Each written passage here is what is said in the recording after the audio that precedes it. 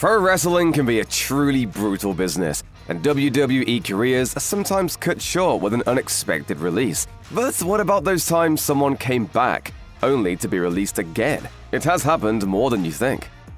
Let's start this most recent example with a caveat. There are a lot of people who believe that Karrion, Kross, and Scarlett's August 2025 departure from WWE is nothing more than a work-shoot storyline designed to drum up publicity. And there are some elements that don't make sense. Like, why would WWE promote Kross's new book if he was on his way out the door? They don't typically do that. We can say for sure, though, that Kross and Scarlett were dropped from their contracts in November 2021, after just under 2 years with the company. That initial run included an NXT Championship stint for Kross, followed by an underwhelming main roster debut. After a few months in MLW and New Japan Pro Wrestling, Kross and Scarlett returned to WWE in August 2022, where much of their second run has been alongside his stable Final Testament. Their apparent final appearance was Kross's SummerSlam 2025 loss to Sami Zayn. During that feud with Zayn, Kross started to gain some fan support, thanks to his behavior in backstage segments. Yet he confirmed on YouTube that his and Scarlett's contracts were expiring. My contract is up August 10th. Even with that, though, Dave Meltzer of the Wrestling Observer has said the belief within WWE is that they'll be brought back sooner rather than later.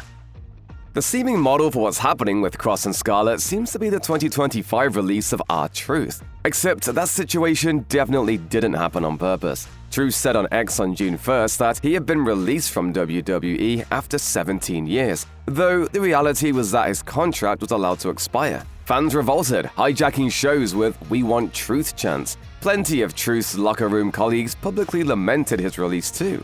By Money in the Bank just a week later, he was back in action, with a darker character that was eventually reverted back to his more jovial R-Truth persona. Truth's first release came all the way back in August 2001, after he spent a few months in WWE under the name K-Quick. He worked and won championships in NWA and TNA under his real name, Ron Killings, until 2008, when he returned to WWE for his very long run in the company. Dakota Kai's second WWE departure in May 2025 also caused some fan uproar, but not enough to bring her back like Truth. Kai originally signed with WWE in December 2016 and made her debut in the 2017 Mae Young Classic Tournament. That kicked off around 5 straight years in NXT, the developmental brand. Her only dips into the main roster were as part of an invading NXT in the lead-up Survivor Series in 2019 and in the 2020 Royal Rumble. In April 2022, she got released, having publicly said she didn't plan on renewing her contract anyway. Yet she made her return at SummerSlam that July, alongside Bayley and Io Sky in the group that became known as Damage Control. Kai was among a group of performers brought back around that time as creative control shifted from former WWE chairman Vince McMahon to Paul Triple H Levesque. She became a 2-time Women's Tag Team Champion alongside Sky. Kai also entered the tournament to crown the inaugural Women's Intercontinental Champion, but lost to Lyra Valkyria in the finals. Her final match was a main event win over Ivy Nile before once again being released. Matt and Jeff Hardy have gotten their WWE walking papers quite a few times, and not together. After becoming one of the company's top tag teams and winning multiple championships in the late 90s and early 2000s, the brothers had split off into singles careers by 2002. Jeff proved extremely popular as a singles act, but his personal life got in the way. He was released in April 2003 after refusing to enter rehab. Jeff came back in 2006, reuniting with Matt for another tag team run. Jeff's contract then expired in August 2009, while he was recovering from injuries. Matt got his first release in 2005, after his response to learning of his real-life girlfriend, Lita, having an affair with Edge was deemed unprofessional. Matt returned later that year to make the real-life drama into a feud. I legitimately thought you were going to murder Edge. You know, it went through my mind.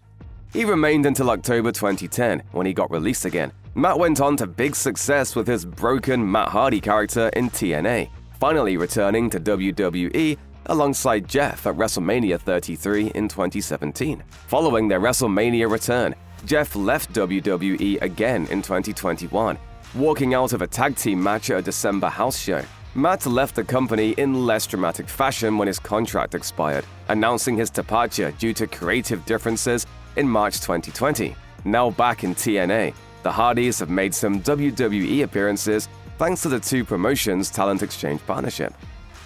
A few months before Karrion, Kross, and Scarlett apparently got the boot from WWE, their stablemates in the Final Testament were shown the door. The Authors of Pain, Akam and Razar, along with their manager Paul Ellering, debuted in NXT in 2016. They won the Dusty Rhodes Tag Team Classic and the NXT Tag titles before jumping to the main roster in April 2018. Ellering got left behind, but the Authors won the Raw Tag Team Championships that November. Things fizzled out for them though, and they were released in September 2020. The team tried to launch their own promotion in 2022, but it never got off the ground. They, again with Ellering, returned to WWE in 2024 and teamed with Kross. They fought in a street fight at WrestleMania 40 in a losing effort to the Street Profits and Bobby Lashley. In February 2025, AOP and Ellering were released once again.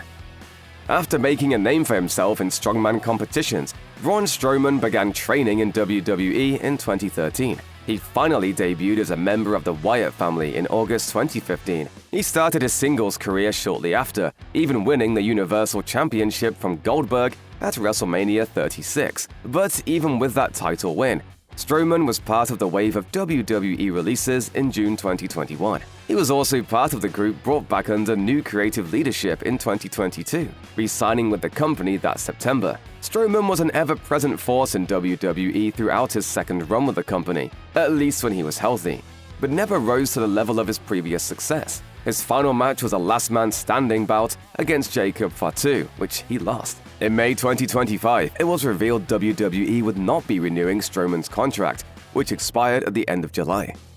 A second-generation star, Carlito had a pretty successful first run in WWE. After his debut in 2004, he had runs to the Intercontinental and US Championships, as well as a memorable feud with John Cena. His gimmick involving biting an apple and spitting it back at people was also quite memorable. Even so, he was released in May 2010. According to WWE, it was because of a wellness policy violation and a reported refusal to attend rehab. He worked in his father's World Wrestling Council in Puerto Rico for 10 years, until he was brought back to WWE in the 2021 Royal Rumble. He didn't officially sign another WWE deal until 2023. He became a member of the LWO, then turned heel and joined Judgment Day. He was released once again in June 2025. His final match was the Andre the Giant Memorial Battle Royal before WrestleMania 41. Luke Gallows and Karl Anderson, known at times as the Good Brothers, have worked all over the world, including 2 runs together in WWE. Gallows actually had a long WWE run before teaming with Anderson, starting in 2005. He wrestled as Festus and eventually as Luke Gallows as a member of the Straight Edge Society before being released in 2010. Gallows made his way to New Japan Pro Wrestling in 2013 and joined the Bullet Club, where he started a tag team with Anderson. They remained there until 2016, jumping to WWE alongside other New Japan stars, including AJ Styles and Shinsuke Nakamura. After 2 runs with the Raw Tag Team Championships and some efforts to recreate their Bullet Club glory, Gallows and Anderson got released in April 2020 due to pandemic cuts. After stints in AEW and back in New Japan, the duo re-signed with WWE in October 2022 to reunite with Styles during his feud with the Judgment Day. They weren't used much throughout their second run, even appearing in NXT before they were released once again in February 2025. After impressing in Ring of Honor and TNA, Samoa Joe jumped to WWE in May 2015. He was initially signed to a non-exclusive deal, but after a few matches, WWE signed him to a full-time contract. He won the NXT Championship twice and debuted on the main roster in January 2017. In February 2020, Joe was suspended for a wellness policy violation, and when he returned, it wasn't to wrestle. Instead, he was placed on the Raw commentary desk. Joe explained the move to commentary to Chris Van Vliet. I was taking my time with the concussion. I wasn't just going to come back until I had taken sufficient time and got the brain rest. Joe stayed on commentary until his release in April 2021. He was quickly rehired just 2 months later at the behest of Triple H. He went back to NXT but only had 1 match, where he won the NXT Championship. He relinquished the belt without any defenses after catching COVID. WWE released him once again in January 2022. After a memorable heel run in WCW as Lord Steven Regal, William Regal went to WWF in 1998. Following an injury he sustained while training, he made his full-time debut in that October. It ended quickly. He checked into rehab in January 1999, which led to his release from the company that April.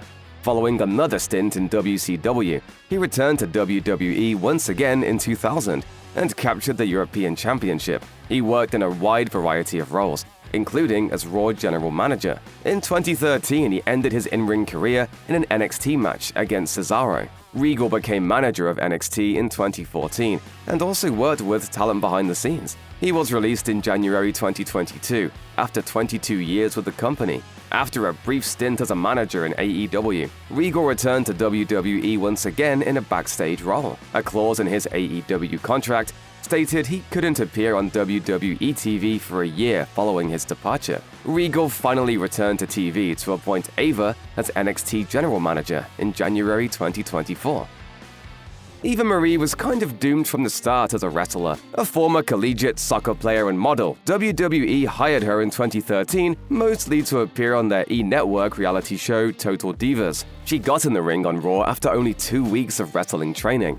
Fans complained about Eva Marie's lacking in-ring ability, so she got some personal training and had a brief run in NXT before returning in early 2016. After starting some outside business ventures, Eva Marie got released in August 2017. Marie re-signed in October 2020, but didn't appear on TV until the summer of 2021. She briefly aligned herself with Piper Niven and adopted a gimmick where she would do everything she could to get out of matches. By November 2021, she was released a second time due to COVID cuts, but she isn't ruling out another return. I know you guys want a yes or no answer, and the truth is, it's maybe. We have an ongoing relationship.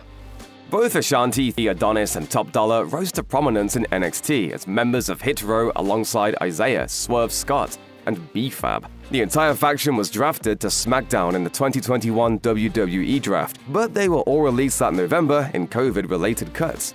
Scott went to AEW and saw big success as Swerve Strickland, but WWE brought back Adonis, Top Dolla, and B-Fab in August 2022. Top Dolla lasted just over a year, getting a second release in September 2023, among a host of other releases. After Top Dolla's release, Adonis spent some more time in NXT. He got handed his second release in August 2025. As of the making of this video, B-Fab is still standing.